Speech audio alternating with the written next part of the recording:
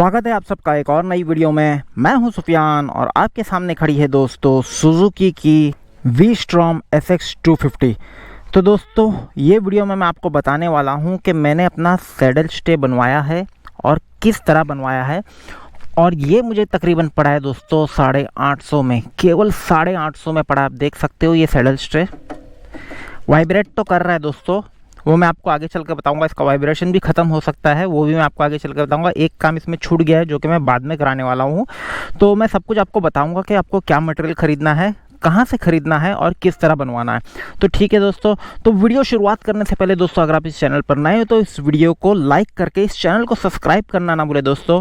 तो दोस्तों देखो, ये मटेरियल जो मैंने यूज़ किया हूँ वो है SS 304, ठीक है ना। आपको मार्केट में बहुत सारे ग्रेड के SS मिल जाएंगे, स्टेनलेस स्टील मिल जाएंगे। मैकेनिकल इंजीनियर या जो मेट्रोलॉजिकल पढ़े हुए हैं उनको पता होगा कि SS के बहुत सारे ग्रेड्स होते हैं। तो ये जो है तकरीबन किलो के हिसाब से मिलता है।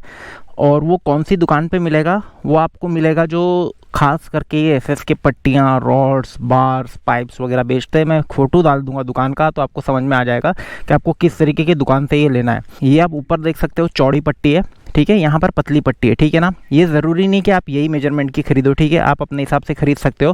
पर ये जो पट्टी है दोस्तों यहाँ के स्क्रू में जाती है, ठीक है, यहाँ नीचे जाती है। तो ये आपको मेजरमेंट ज़्यादा आप नहीं रख सकते, ठीक है। आप मोटाई ज़्यादा कर सकते हो, ठीक है। ये 3 mm की पट्टी है और 30 mm विद है इसका, ठीक है। इसका विद जो है, चौड़ाई जो है वो 30 mm का है और इसका जो थिकनेस है वो 3 mm का है, ठीक है। उसी तरह अगर आप ये पट्टी देखेंगे तो इसका विद मेरे ख्याल से कुछ 12 या 13 mm का है। मैं गया था लेने बड़ी थोड़ा 15 mm तक या 18 mm तक, पर उसके पास थी नहीं, ठीक है ना। उसके पास डायरेक्ट फिर यही वाली थी। तो मैं सोचा ये भी मोटा थोड़ा हेवी हो जाएगा, तो मैंने इसलिए ये फिर 12 या 13 mm की पट्टी लिया हूँ। मैं आपको सजेस्ट करूँगा कि आप एटलीस्ट 15 से 20 mm के बीच में ये पट्टी ले। अगर आप मोटी लेना चाहते हो तो भी कोई दिक्कत नहीं है दोस्तों, थोड़ा हेवी हो जाएगा पर आपका मजबूत रहेगा। अगर आप ये मजबूत करोगे, इसमें वेट बढ़ाते हो, तो आपको ऑब्वियसली इसका भी आपको ये भी हेवी करना पड़ेगा। अगर आप ये हेवी करते हो तो आपको वेट तो आप बढ़ा नहीं सकते क्योंकि फिर इसके अंदर जाने का मसला हो जाएगा।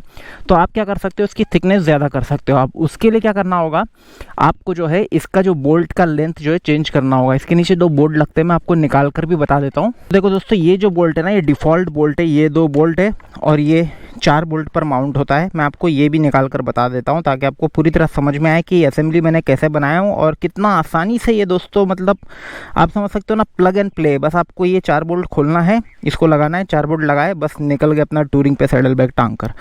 तो उसके लिए मैं आपको ये खोल के बताता हूँ, ठीक है।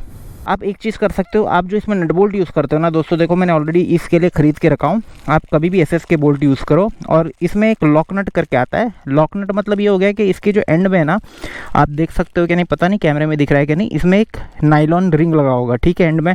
तो क्या होगा, आपका वाइब्रेशन वगैरह में ना ये नट लूज़ नहीं होगा। जैसे कि आप डबल नट लगा के कोई चीज़ लॉक करते हो ना, तो इस तरह डबल नट की तरह काम करेगा, ये चीज़ लूज़ नहीं होगी। तो ठीक है, ये थी एक छोटी सी टिप दोस्तों। अब अपना खोलने का कार्यक्रम शुरू करते हैं दोबारा से। अब ये असेंबली खोलने के बाद आपको, मेरे ख्याल से आपको साफ साफ दिखाई दे रहा होगा दोस्तों, ये जो असेंबली हमारी लगी है ये इन 4 बोल्ट पर ही टिकी हुई है। पीछे बस एक सपोर्ट के लिए मैंने पट्टी लगाया हूँ। अब ये जो चलते हुए हल्का वाइब्रेट तो करेगा दोस्तों, क्योंकि देखो आप जो बाहर से लगाओगे आफ्टर मार्केट, उसमें पाइप का होगा प्लस उसकी मजबूती ज़्यादा होगी क्योंकि उसका वेट ज़्यादा होगा। और राउंड होने की वजह से दोस्तों देखो, ये पट्टी जहाँ आती है ना, ठीक है, तो इसको कोई सपोर्ट नहीं है। अगर ये भी एक राउंड चीज़ होती ना तो इसका वाइब्रेशन ख़त्म हो जाता था या एकदम कम हो जाता था। पर ये जो है सिंगल सी पट्टी है, ठीक है ना, आप समझ रहे, सिंगल चीज़ होती है और जो राउंड होती है या ट्यूबुलर होती है तो उसमें वाइब्रेशन नहीं होता है। तो ये सिंगल पट्टी होने की वजह से ये वाइब्रेशन हो रहा है। तो अब आप एक काम कर सकते हो इसको और मजबूत करने के लिए, जो कि मैं आगे करूँगा, ठीक है। मैंने एक्चुअली सैडल बैग मंगवाया है, वो मैं रख के पहले इसको टेस्ट करूँगा, क्योंकि जब मैं इसको दबा करके देखता हूँ ना दोस्तों ऐसे 2 हाथ से, तो ये काफ़ी मजबूत है, मतलब। और वो मजबूती शायद इसकी वजह से आ रही है, ठीक है, ये पट्टी की वजह से, ठीक है। तो सैडल बैग जो है, अगर आपका एक साइड में 7-8 किलो, दूसरी साइड में 7-8 किलो का भी अगर आप टांग देते हो ना, तो आपको दिक्कत बिल्कुल नहीं आने वाली है। पर आप चाहते हो कि और भी मजबूत हो ना, तो उसके लिए एक छोटा सा पट्टी और लगाना पड़ेगा। छोटा सा का मतलब क्या, जैसे ये पट्टी पीछे की तरफ लगा हुआ है ना, वैसे आपको यहाँ पर दिख रहे हैं स्क्रूज, ये स्क्रूज खोल करके आपको एक पट्टी लगाना होगा। और ये स्क्रूज में आप होल मार्कर जो है, ये पट्टी को यहाँ पर भी होल होगा, प्लस यहाँ पर माउंट होगी वो पट्टी। और दोनों अपना सैडल स्टे का जो बाहर का जो आउटर साइड है ना, जो बॉक्स, उसके साइड में होलों के साथ में ये नट बोल्टिंग हो जाएगा। तो ये इसको बीच में से भी सपोर्ट मिल जाएगा, ठीक है। और इतना मजबूत हो जाएगा दोस्तों, आप 20-20 किलो का बैग भी टांग दोगे ना तो ये दबने नहीं वाला, ठीक है। वाइब्रेट दोस्तों देखो खाली में करेगा, जब आप बैग टांगोगे तो उसका वाइब्रेशन 70-80% कम हो जाता है, वो मैंने बैग टांग के देख चुका है, ठीक है। और दूसरी बात, आप जब ये पट्टी लगाओगे तो इसका वाइब्रेशन और भी कम हो जाएगा। और रही बात ये पट्टी की बात दोस्तों, देखो ये 3 mm की पट्टी है। अब इंसान चाहे, अगर आप चाहो तो आप मोटी पट्टी भी डलवा सकते हो। उसके लिए जैसे मैंने बताया आपको ये बोल्ट फिर चेंज करना होगा, SSK बोल्ट डालना, क्योंकि ये भी SSK है। तो इसका लंबाई तो खैर मेरे को याद नहीं है अभी। तो ये बोल्ट जो है आपका थ्रेड कम पड़ सकता है। अगर आप मोटी पट्टी डालोगे तो आपको 1-2 ही थ्रेड पकड़ेगा, फिर वो मजबूती कम हो जाएगी। तो आपको लंबे बोल्ट अगर आप डालते हो तो आप मोटी पट्टी डालकर उसको और मजबूत बना सकते हो, वाइब्रेशन भी कम हो जाएगा। हाँ, थोड़ा वेट इस चीज़ का बढ़ जाएगा, मगर आप जो आफ्टर मार्केट लेते हो उससे तो दोस्तों 1000 गुना अच्छा ही रहेगा, क्योंकि ये है SS का, ठीक है। अब दूसरी बात, ये बनवाने का सबसे बड़ा फ़ायदा मेरे को क्या हुआ दोस्तों, देखो आप जो आफ्टर मार्केट लेते हो सैडल से, अगर आप देखोगे तो ये है पिलियन फुटरेस्ट, ठीक है। ये मैंने अलग से लगवाया था, ठीक है। नॉर्मली तो ये होता है, पर ये और पीछे तक आ जाता है, ठीक है, ताकि पिलियन आराम से पैर रख के बैठ सके। अब जो आप आफ्टर मार्केट डलवाओगे ना दोस्तों, यहाँ तक आता है, ठीक है। तो यहाँ तक आने की वजह से क्या होता है, पिलियन को कभी कभी जो है अनकम्फर्टेबल फील हो सकता है। अगर आपके घर में लेडीज़ वगैरह जिसको आप राइड पे ले जाना चाहते हो, तो आपको जब पिलियन को बिठाओगे तो उनको अनकम्फर्टेबल फील होगा। तो और ये चीज़ देखो एकदम पीछे है, ठीक है।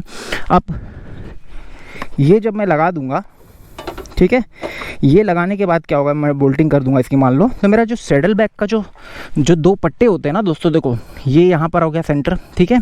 एक पट्टा सैडल बैग का मेरा आएगा यहाँ से, मतलब सीट के पीछे से, और एक पट्टा जो आएगा मेरा यहाँ से, इसको मैं इसके अंदर से लूँगा, ठीक है, बांध के इसके अंदर से ले सकते हैं, ठीक है। और साथ में ये पीछे के पट्टे से ये बांध दूंगा, ठीक है। तो ये हो जाएगा मजबूत। और प्लस अब सैडल बैग यहाँ तक भी आया तो पिलियन को जो है ना, मान लो इतना बड़ा सैडल बैग है तो भी पिलियन को काफ़ी जगह मिलेगी बैठने के लिए, आरामदायक, ठीक है। तो आपके पिलियन को एकदम इससे कंफर्ट मिलने वाला है, क्योंकि ये चीज़ काफ़ी पीछे है।